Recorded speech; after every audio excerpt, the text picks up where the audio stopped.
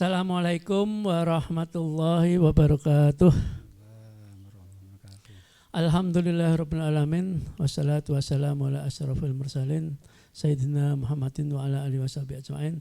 Rabbi syrah li sadri wa yassir li amri wahlul 'uqdatam min lisani yafqahu qawli. Para warganet dimanapun Anda berada, alhamdulillahirrabbilalamin, pada pagi hari ini kita bertemu kembali dengan channel YouTube Pengadilan Agama Wonosari. Para warganet, para pemirsa dimanapun Anda berada, alhamdulillahirrabbilalamin, pada pagi hari ini sudah hadir Bapak Dr. Andes Haji Sapari MSI. Beliau adalah Hakim Pengadilan Agama Sleman yang diperbantukan di Pengadilan Agama Wonosari. Selamat pagi, Assalamualaikum Bapak Sapari. Waalaikumsalam warahmatullahi wabarakatuh. Selamat siang. Alhamdulillah sehat. Alhamdulillah sehat walafiat lahir batin insyaallah. Sebelumnya dalam kesempatan pagi hari ini kami mengucapkan selamat menjalankan ibadah puasa Ramadan 1444 Hijriah atau 2023 Masehi. Semoga ibadah kita diterima Allah Subhanahu wa taala di dalam kita menjalankan puasa, di dalam kita menjalankan ibadah sunat-sunat seperti sholat tarawih, membaca qiraatil Quran dan lain-lain, sehingga kita termasuk golongan orang yang muttaqin, sehingga termasuk juga golongan orang yang muflihin, orang yang beruntung di dunia dan akhirat. Allahumma amin. Dalam kesempatan pagi hari ini kita akan berbincang-bincang yang sangat menarik, ya, keterkaitan masalah anak. Anak itu merupakan harta yang tak ternilai, yang tak ternilai. Ya. Bapak Sapari, anak yang merupakan idam-idaman orang tua ya Pak ya. Ya. Anak itu, karena dengan anak itu orang tua bisa memandang anak itu, orang tua menjadi sangat senang. Tapi konsekuensinya itu sejak kapan anak itu mulai dididik agama atau dididik, apakah sejak dalam kandungan atau setelah lahir? Semoga Bapak. Oh ya. Jadi begini, sebelumnya Assalamualaikum warahmatullahi wabarakatuh. Waalaikumsalam warahmatullahi wabarakatuh. Kami menyampaikan materi yang seperti telah disampaikan. Sejak kapan anak mulai dididik agama? Ya, pendidikan agama itu penting, mengingat sekarang ini anak-anak muda, anak-anak remaja, tingkah lakunya sudah agak melanggar dari norma susila. Antara lain dengan kejadian misalnya dispensasi nikah yang didahului dengan perskot dulu, bahasa kasarnya bebas itu ya Pak. Dulu, jadi diterobos dulu, tembak dulu, nikahnya belakangan. Itu ada sebenarnya merupakan kemerosotan moral. Itu apakah ada pengaruhnya atau merupakan efek daripada pendidikan orang tuanya dulu waktu kecil. Kemudian waktu setelah lahir juga, kemudian kan nama pendidikan itu tidak cuma mencakup perbuatan, tingkah laku, tapi yang menentukan itu juga ini makanan. Jadi orang tua itu kalau makanannya dia berasal dari harta yang halal, insya Allah anaknya itu alhamdulillah, dan mudah-mudahan dan banyak yang banyak anak yang menjadi anak yang soleh karena dari makanan ada orang tuanya makan makanan dari makanan yang halal. Tetapi ada pula yang sekarang ini ya banyak terjadi pada anak remaja perilakunya jelek. Itu apakah dulunya itu orang tuanya makan dari harta-harta yang tidak halal juga boleh jadi itu, karena yang namanya pendidikan itu mulai dari makanan sampai ucapan itu berpadu dalam tubuh seseorang menjadi sikap. Setelah dewasa atau paling enggak diawali dari mubalik, setelah mubalik itu bisa kita lihat bagaimana pengaruh atau efek orang tuanya yang dalam tanda kutip perbuatannya tidak sesuai dengan perbuatan yang baik, tidak sesuai dengan norma sosial yang baik, norma agama, apalagi norma Al-Quran dan Hadis, itu baru bisa dilihat setelah itu, setelah anaknya dewasa. Oh, jadi anak itu ya Pak. Jadi pada prinsipnya tergantung dalam pemberian rezeki dari orang tua ya. Ya, pertama itu ya. Itu pertama. Ya. Selanjutnya di samping itu kan namanya itu pertanyaan tadi kan kapan dimulai ya. Iya, kapan anak dimulai dididik agama. Tentunya diawali sejak dalam kandungan. Sejak dalam kandungan, umur berapa Pak? Umur kandungan. Sejak paling enggak janin udah ada apa tuh? Nah, ada nyawa. Dari itu meniupkan ruhnya itu mulai sejak itu ibunya, seorang ibu lah, orang tuanya lah. Entah bapaknya, entah ibunya, mungkin kakeknya juga. Itu mulai mendidik. Bagaimana caranya? Nah, ini. Caranya itu dengan dibacakan Al-Quran pada dekat ibu yang hamil tadi, bacakan sholawatan dan sebagainya, sering-sering aja. Apalagi ada juga yang misalnya nih suaminya atau selaku bapaknya lah, calon bapak anak itu membacakan Al-Quran di dekat perut ibunya, yang perut ibu yang ngandung tadi. Nah, anak yang di dalam kandungan kelihatan memang masa bisa mendengar, ternyata bisa merekam. Justru itu yang di dalam kandungan itu masih murni dan asli. Dan apapun nih yang diajarkan melalui bacaan Al-Quran dalam dekat perut ibu yang hamil itu akan berpengaruh. Apalagi nanti, apalagi kalau misalnya tiap hari dibacakan Al-Quran, orang tuanya rajin ibadah, kemudian ibunya juga rajin ibadah, itu nanti waktu anak udah lahir itu akan berpengaruh. Dilalah itu. Anaknya podo manut dengan orang tuanya, tidak suka bantah. Nah, kejadian yang sekarang ini anak remaja ini kan rata-rata ada yang berani bantah kepada orang tuanya, tidak menghormati orang tuanya, tidak menghormati yang lebih tua, tidak menyayangi yang lebih muda.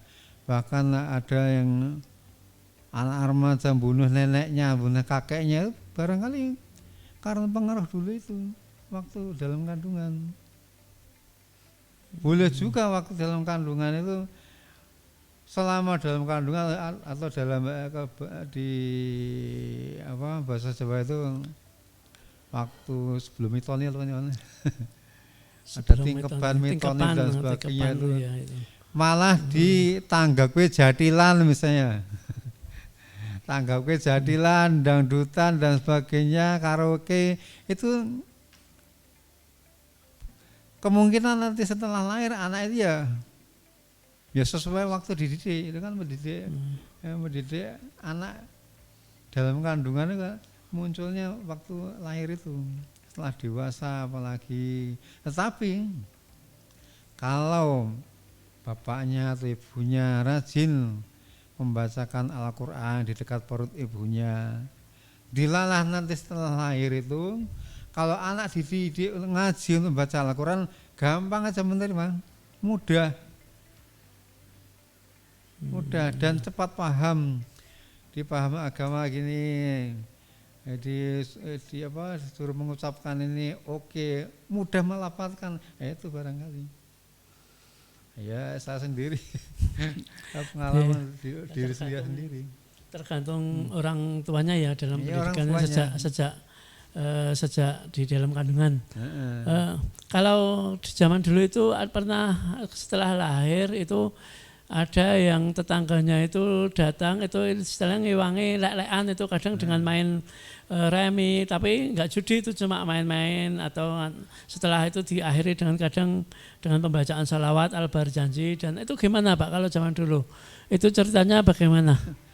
Ya barangkali ya kami coba ini ya harus pakai penelitian itu sebenarnya yang di masyarakat yang dulu itu anak-anak masyarakat di situ waktu ada bayen ada itu selawatan, harus penelitian harusnya itu.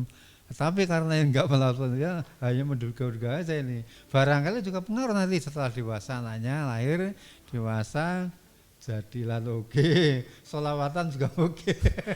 Barangkali itu ya kan karena sejak dalam kandungan udah didik kesenian mengenai itu. Padahal tiap hari itu setelah habis sholat kita kan sering berdoa.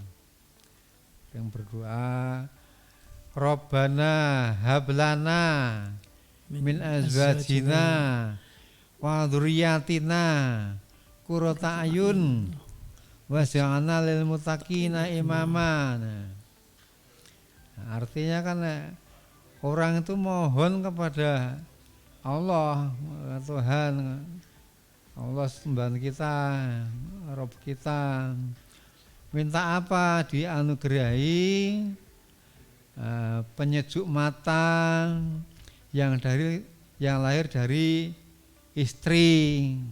Apa yang lahir dari istri itu? Bisa berkatanya, bisa lahir dari istri. Bisa anak yang soleh. Yang penting kan dari azwajina lahir yang metu sekolisane, baik lisan atas maupun bawah. Itu termasuk yang keluar dari istrinya. Sebenarnya kan azwaj itu kan artinya pasangan. Pasangan. Bukan istri azwaj. Ya namanya pasangan bisa istri bisa suami. Ini kan ya nama hablana kan dibaca oleh laki-laki dan perempuan. Semua baca ini hablana azwajina, semua azwajina. Azwajnya mencakup laki-laki perempuan. Kalau dia yang berdoa laki-laki ya istrinya yang dimaksud. Tapi kalau yang berdoa perempuan ya suaminya yang dimaksud. Suaminya. Makanya di sini pengaruhnya waktu ada istrinya hamil, suaminya nggak boleh mengucapkan kata-kata kotor. Itu ya benar lahir ya. Dari mulutnya, dari pasangannya azwajina, dari suami bisa, dari istri nggak bisa. Kalau suami dari mulutnya atau suaminya maling gitu, maling. Meskipun itu tidak diketahui anak, masa anak dalam kandungan mengetahui saya maling ini. Tahu tetap yang namanya sikap perbuatan manusia, laki-laki perbuatan bapaknya tetap terekam, karena yang namanya rekaman dalam kandungan itu lebih tajam daripada rekaman dari video-video ini, rekaman lebih tajam. Nah itu kita untuk mewujudkannya ya, kita untuk mewujudkan dzurriyyah yang qurrata ayun ini. Dzurriyyah yang qurrata ayun, keturunan yang qurrata ayun, Qurratu a'yun kan menyejukkan tadi. Menyejukkan, yang menyenangkan, yang membahagiakan. Bagaimana akan bisa terwujud membahagiakan dan menyenangkan orang tua kalau orang tuanya perbuatannya tidak sesuai dengan ajaran agama. Ini apalagi misalnya waktu hamilnya ibunya ini bapaknya suka bentak kepada orang tuanya karena orang tua udah jompo misalnya. Iya. Jompo dibentak, minta simbok misalnya. Kita ini diputung ini ya, itu mengaruhi. Nanti setelah anak lahir, boleh jadi nanti keturunan anak yang lahir ini akan membentak orang bapaknya juga nih, balas membalas. Itu ya qurratu a'yunnya gimana kita ya? Padahal yang qurratu a'yun dambaan setiap orang. Yang qurratu a'yun dambaan semua. A'yun kan mata. Permata hati atau yang secara lahirnya kan mata ini. Ain. Ain ini yang bisa dilihat mata. Orang itu kalau dipandang wah ya, ndelok wong kaya ketok sejuk banget to, ketok bahagia banget, selalu ceria, cerah, girang, gembira. Kan orang yang melihat juga suka. Senang sekali. Apalagi kita anak kita SD, SMP, perkembangannya dari anak kecil atau mungkin sejak dari merangkak mulai berdiri. Apalagi tanggane melihat anak itu kok nyeneng kita ya. Bukan cuma tanggane, kawane akhirnya banyak konco akhirnya. Nah, banyak konco ini termasuk salah satu qurratu a'yun. Apalagi kalau lebih jauh mata hati. Kalau mata hati orang meskipun anak itu lahirnya lagi usia 10 tahun bukan, orang ini kan secara matanya nggak lihat, tapi mendengar suara anak ini. Orang tua yang hatinya tajam ya, hatinya bersih bisa baca. Peka sekali. Wah anak itu wah dari Jawa suaranya begini itu. Kalau kita kaitkan dengan waktu orang Yahudi yang disuapin Nabi Muhammad, setelah Nabi meninggal nggak nyuapin lagi loh. Yang Yahudi tadi kan buta nggak bisa lihat, tapi hatinya bisa lihat, bisa mendengar, bisa merasakan. Dulu itu saya disuapin oleh orang ini yang nyuapinya lembut gini, suaranya juga lembut, sekarang kok enggak lagi kemana gitu.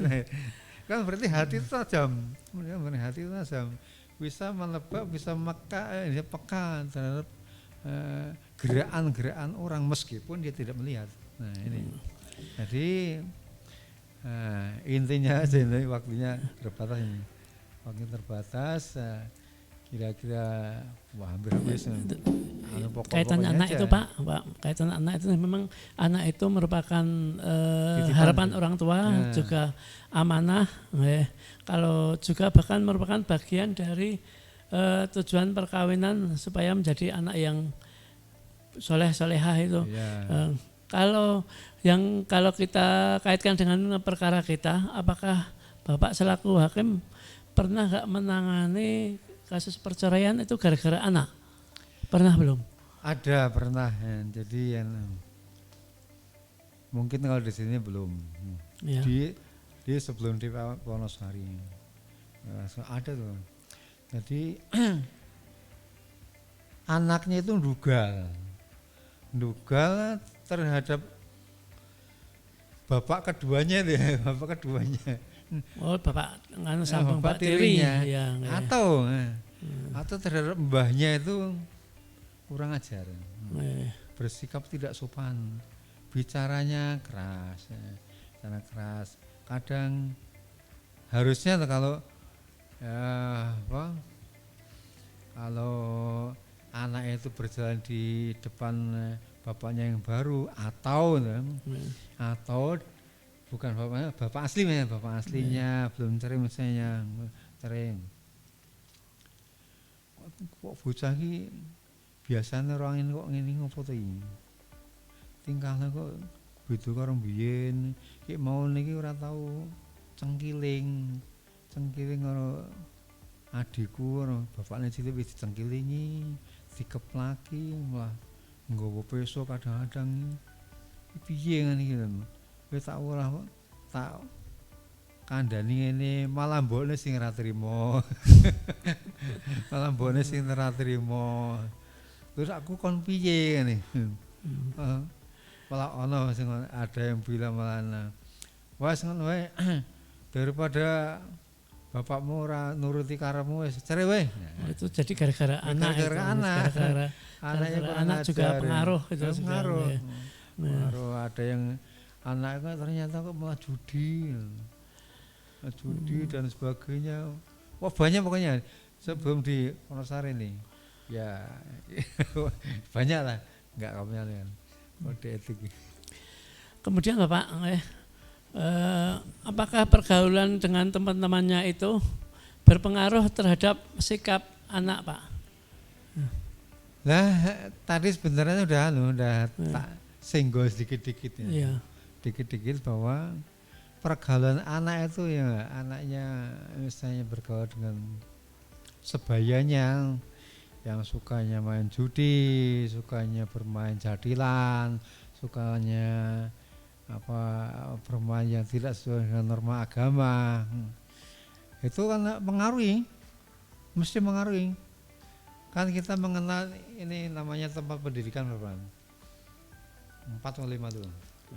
Kalau dulu kan cuma Tripusat pendidikan, kita tambahi pendidikan pertama orang tua, keluarga,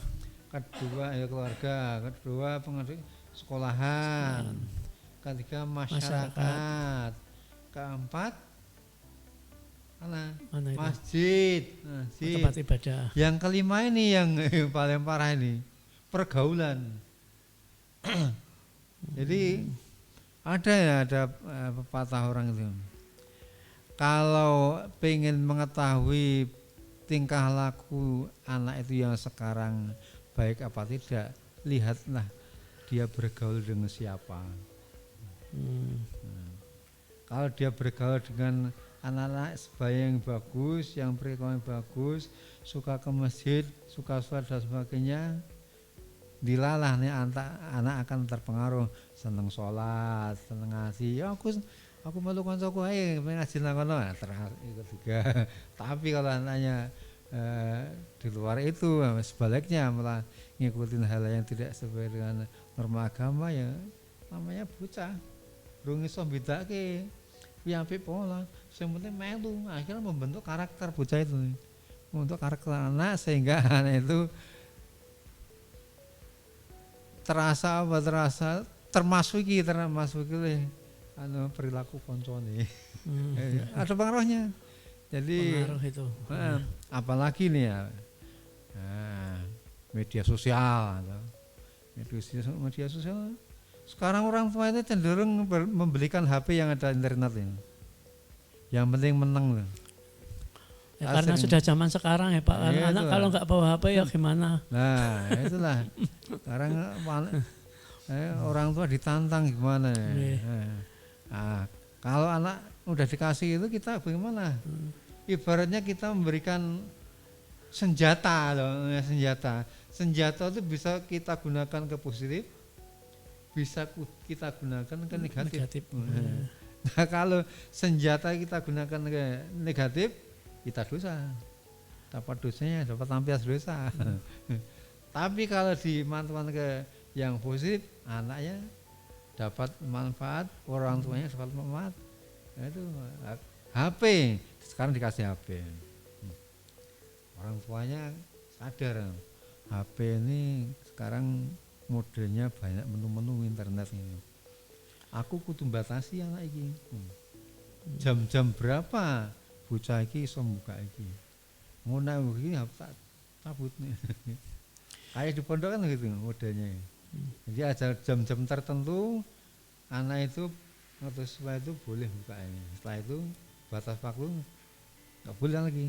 Nah itu upaya dari menghindarkan dari pengaruh negatif. Nah, gitu ya. Nah, seperti apa yang tadi dikatakan Bapak tadi, bisa yang berkaitan dengan dispensasi kawin itu bisa gara-gara HP menjadikan Iya, dispensasi kawin ya, iya, gara-gara media sosial yang negatif, iya, kemudian pergaulan bebas, hamil dulu, waktunya masih kurang, itu koncone juga ya. temannya itu, nah, itu Bapak juga pernah menangani itu yang gara-gara HP anak-anak itu atau itu menjadi harus berperkara secara dispensasi kawin, Pak?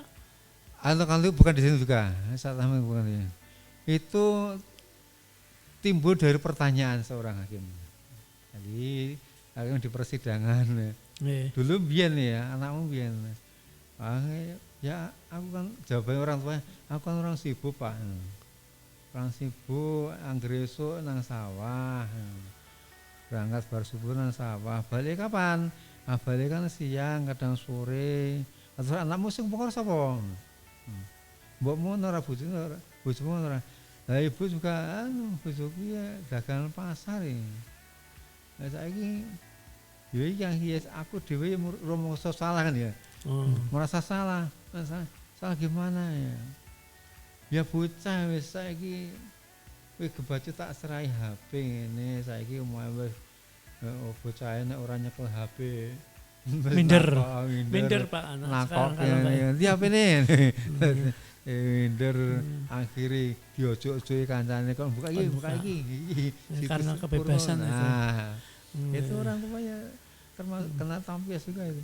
Jadi dispensasi pun ada pengaruhnya dengan itu dengan hal-hal seperti itu. Jadi intinya kan ini anak itu harus kita didik dengan adab yang baik. Nah, adab baik. Nanti kita harus mendidik anak itu harus mempunyai sikap menghormati terhadap orang tuanya dalam kehidupan sehari-hari, menghormati kakaknya atau saudaranya, menghormati kawannya yang lebih tua, menghormati adik-adiknya, menghormati teman gurunya, pergaulannya, menghormati gurunya, menghormati kakeknya juga. Karena sering juga kita berdoa kalau di Allahumma firlil muslimin wal ahya wal amwat ya. Al ahya minhum wal amwat ini. Al ahya amwat kan yang sudah meninggal atau yang masih hidup akan termasuk dalam ruang lingkup doa ini juga. Nah, itu menghargai orang. Alhamdulillah keterkaitan anak itu pembicaraan kita menarik sekali ya Bapak. Bahkan tidak ada habis-habisnya karena anak itu juga bisa menjadi sumber masalah tapi juga menjadi sumber dari kehidupan kita yang sangat baik, bahagia, baik untuk di dunia dan di akhirat Bapak. Saya pernah mendengar ada hadis bahwa doa anak yang soleh itu, anak soleh itu apakah harus anak maksudnya anak kandung atau bisakah anak angkat? Karena ada orang yang tidak mempunyai anak kemudian mengajukan ke pengadilan agama yang beragama Islam mengajukan pengangkatan anak, itu gimana Bapak? Ya, jadi ini ada dalam kitab apa itu ya pernah saya baca di pondok buku kitab pesantren itu yang disebut orang tua itu adalah siapa saja yang mendidik anak itu namanya orang tua. Bisa orang tua angkat, bisa guru, bisa temannya yang dianggap sebagai orang tua, bisa apa saja yang penting dia itu mendidik dan pernah berjasa terhadap anak itu untuk mendidik dia supaya menjadi jalan hidupnya, menjadi bagus perilakunya. Itu termasuk orang tua ya. Ya namanya orang tua cukup luas. Memang kalau orang tua kandung ya cuma satu. Bapak ibunya orang tua kandung. Tapi kalau orang tua dalam arti dalam arti luasnya ya bisa guru-gurunya, kiai-kiainya, mbah-mbahnya atau orang tua angkatnya atau siapa saja yang pernah mengajar dia, pernah membesarkan dia. Kan kamar bayani sohiro.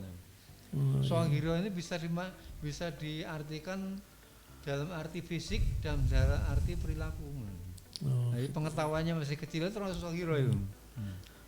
Ya karena itu ada yang pasangan yang sudah berapa tahun belum punya anak, itu gara-gara anak bisa menjadikan perceraian. Makanya bisa dengan jalan mengangkat anak ya Bapak, tidak harus dengan bercerai ya. Iya, tidak harus.